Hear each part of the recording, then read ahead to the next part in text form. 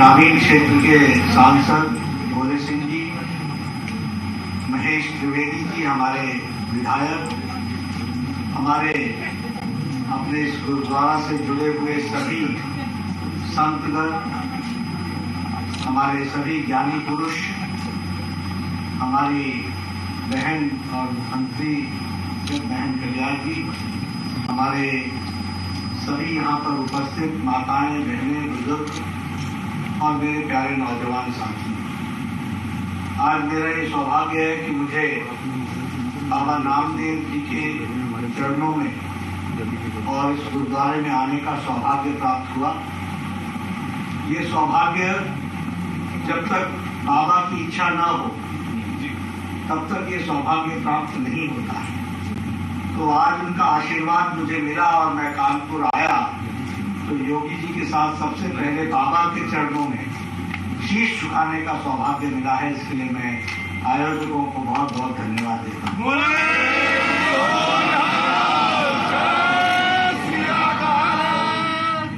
यह बाबा नामदेव जी के नाम पर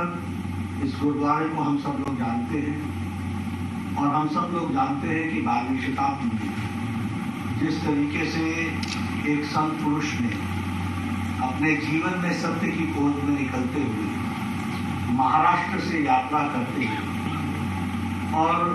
संत ज्ञानेश्वर जी के सानिध्य में सारे महाराष्ट्र का भ्रमण करते हुए और उनके परलोक सिधार जाने के बाद सारे भारत का भ्रमण करते हुए और लगभग 18 वर्ष रोहतासपुर के पास वहां भी भ्रमण करते हुए हमारे गुरु रामदेव जी ने ईश्वर के एक बार नहीं 72 बार दर्शन किए और उन्होंने उसकी लीला को भी देखा, उसको जाना, उसको पहचाना। ऐसे संत, ऐसे महापुरुष, ऐसे गुरु का गुरुद्वारे के नाम पर, नामदेव जी के गुरुद्वारे में आना और उनके नाम पर गुरुद्वारा होना, यह अपने आप में हम सब लोगों को प्रेरणा भी देता है,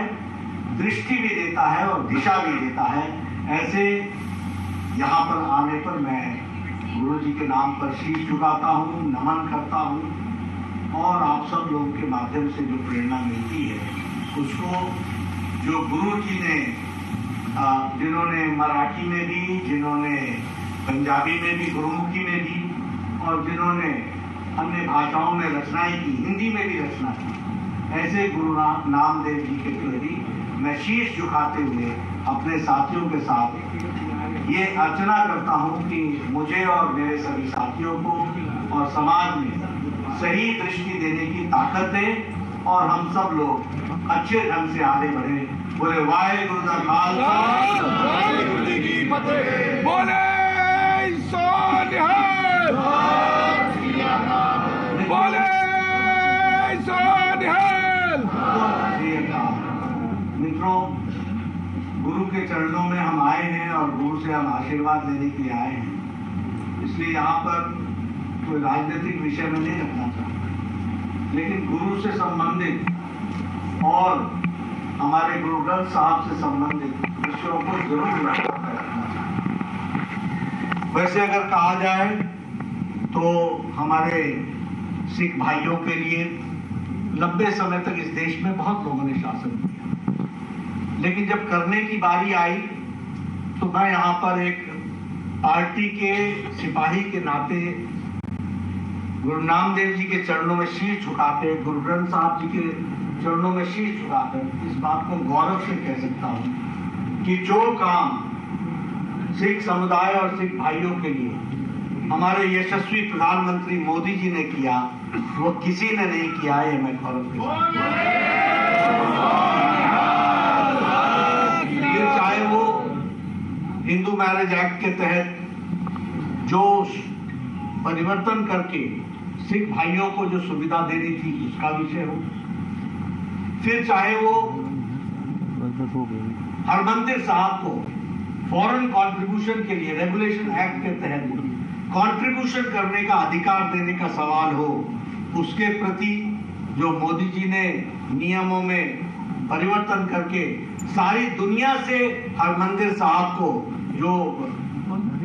जो अर्चना मिलती है उसको एक सही रूप में आगे बढ़ाने के लिए उसका योगदान हो, फिर चाहे लंगर पर से जीएसटी उठाने का सवाल हो, फिर चाहे वो ब्लैक लिस्ट के नामों की संख्या को हटाने का नाम हो और उसमें सिर्फ अब 352-54 में सिर्फ 2 रह गए हैं, बाकी सभी ब्लैक लिस्ट से हट गए हैं, इस बात को करने का काम हो, फिर चाहे वह गुरु नानक देव यूनिवर्सिटी में गुरु नानक देव जी के लिए रिसर्च स्टडी के लिए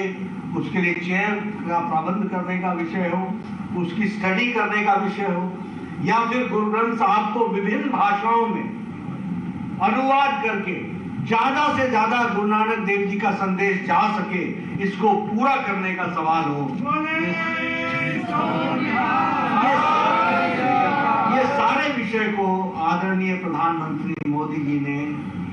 अपने कार्यकाल में पूरा करके दिया है और सिख समुदाय के लिए जो उनकी वर्षों की मांग थी उसके लिए रास्ता दिया है और उसको पूरा किया है। हम करतारपुर के कॉरिडोर का विषय जानते हैं, पहले खोलना, फिर कोरोना के कारण रुक जाना, फिर उसको खोलना, ये अपने आप में बताता है कि हमारा जो संबंध है और जो हम सबका साथ, सबका विकास, सबका विश्वास, सबका प्रयास, इसको सिर्फ शब्दों में ही नहीं, इसको कर्तव्य में भी परिवर्तित करके दिखा रहे हैं, उसको मोदी जी ने किया है, ये मैं कह सकता हूँ। अच्छा नहीं लगता, लेकिन आज खुशी के अवसर पर दुख की बात याद की जाए, लेकिन बिना दुख के सुख का आनंद भी नहीं होता। हमें याद है कि 2 हमारे सेवादार इसी गुरु नानक देव इसी परिसर में, दूसरे वाला जो इससे पहले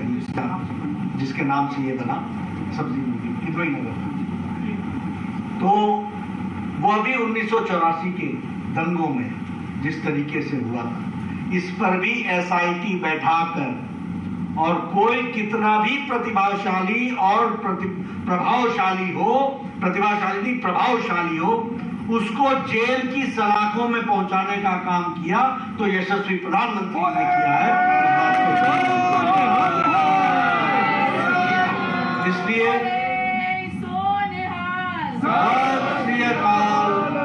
इसलिए मैं सिर्फ एक ही बात कहूंगा कि हम सब लोग इस दृष्टि को लेकर के चलते हैं कि समाज को, सबको आगे, सब में खुशहाली आए, सबके जीवन मंगलमय हो, सब आगे बढ़ सके,